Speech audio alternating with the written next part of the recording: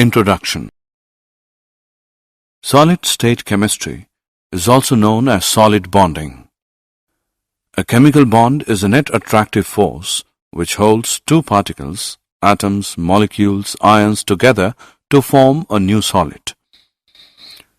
These particles bond by electrostatic attraction forces between each other to become more stable. Think about it. If you are not solid, you will be nothing, not even water or cloud, thanks to solid bonding.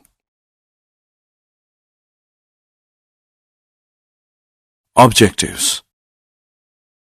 At the end of this lesson, you will be able to describe general characteristics of solid state, distinguish between amorphous and crystalline solids, classify crystalline solids on the basis of the nature of binding forces, define crystal lattice and unit cell. Classification of solids. Solids can be classified as crystalline or amorphous on the basis of the nature of order present in the arrangement of their constituent particles. Crystalline solids are anisotropic in nature. Anisotropy in nature is due to different nature of particles along different directions. Amorphous solids. Amorphous solids are also called as pseudo-solids or supercooled liquids due to their very slow tendency to flow. Examples. 1. Glass panes fixed to windows or doors of old buildings are invariably found to be slightly thicker at the bottom than at the top because of the glass flows down very slowly and make the bottom portion slightly thicker. 2. Amorphous silicon is one of the best photovoltaic materials available for conversion of sunlight into electricity. Difference between crystalline and amorphous solids. Classification of crystalline solids. Crystalline solids can be classified on the basis of nature of intermolecular forces operating in them into four categories like molecular, ionic, metallic, and covalent solids.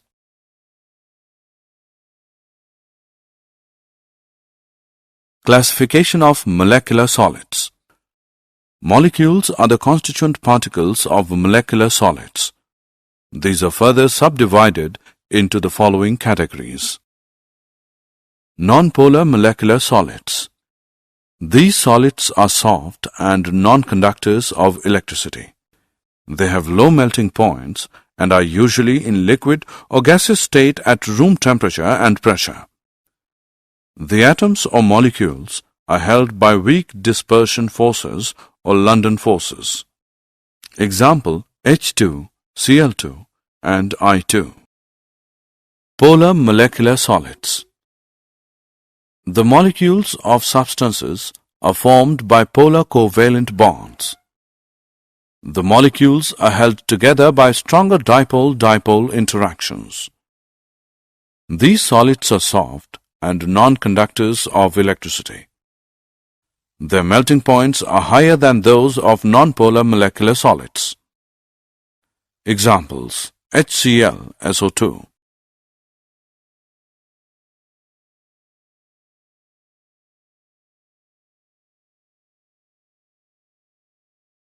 Hydrogen-bonded molecular solids. The molecules contain polar covalent bonds between H and F, O or N atoms. They are non-conductors of electricity. They are volatile liquids or soft solids under room temperature and pressure. Example, H2O, ice. Ionic solids.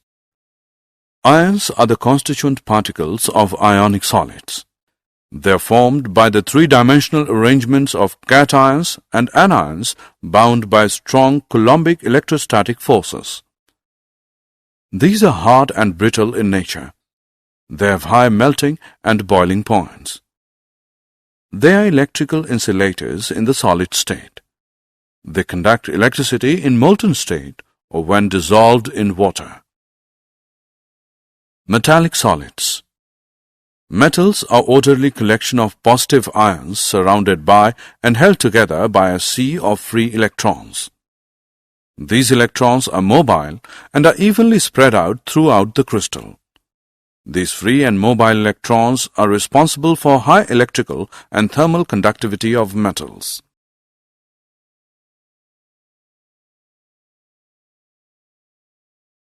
Covalent or network solids. Covalent bonds are strong and directional in nature, therefore atoms are held very strongly at their positions. Such solids are very hard and brittle. They have extremely high melting points and may even decompose before melting. They are insulators and do not conduct electricity. Examples: diamond, silicon carbide. In graphite, carbon atoms are arranged in different layers, and each atom is covalently bonded to 3 of its neighboring atoms in the same layer, which can slide one over the other. This makes graphite a soft solid and a good solid lubricant. Crystal lattices and unit cells. A regular 3-dimensional arrangement of points in space is called a crystal lattice. Unit cell is the smallest portion of a crystal lattice, which, when repeated in different directions, generates the entire lattice. A unit cell is characterized by 1. Its dimensions along the 3 edges A, B, and C. These edges may or may not be mutually perpendicular. 2. Angles between the edges, alpha between B and C, beta between A and C, and gamma between A and B. Thus, a unit cell is characterized by 6 parameters A, B, C, alpha, beta, and gamma. Primitive and centered unit cells. Unit cells can be broadly divided into 2 categories: primitive and centered unit cells. A. Primitive unit cells. When constituent particles are present only on the corner positions of a unit cell, it is called as primitive unit cells. B. Centered unit cells. When a unit cell contains 1 or more constituent particles present at positions other than corners in addition to those at corners, it is called a centered unit cell.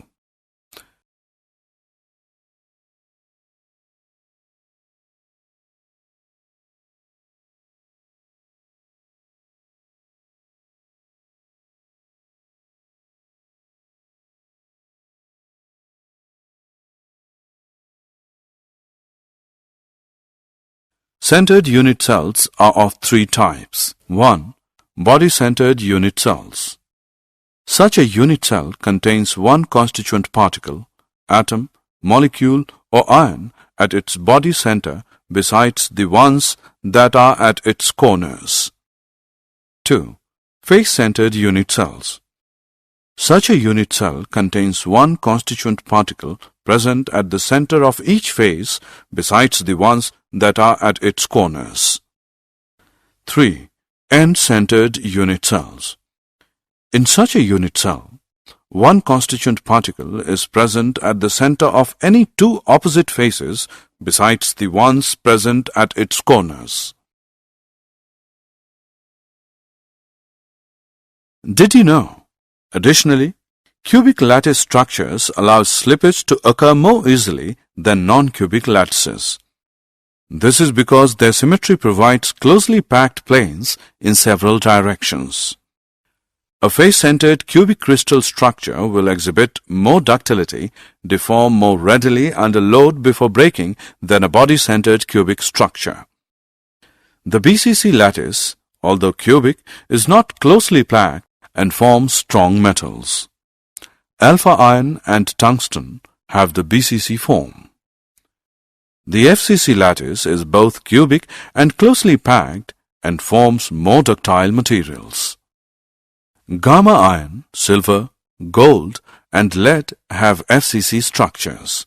Finally, HCP lattices are closely packed but not cubic. HCP metals like cobalt and zinc are not as ductile as the FCC metals. Summary. Let us summarize what we have learned.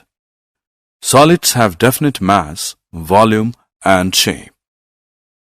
In amorphous solids, the arrangement of constituent particles has only short-range order, and consequently they behave like supercooled liquids. In crystalline solids, there is long-range order in the arrangement of their constituent particles. On this basis of nature of interactions between their constituent particles, they can be divided into 4 categories, namely molecular, ionic, metallic, and covalent solids. The constituent particles in crystalline solids are arranged in a regular pattern which extends throughout the crystal called crystal lattice.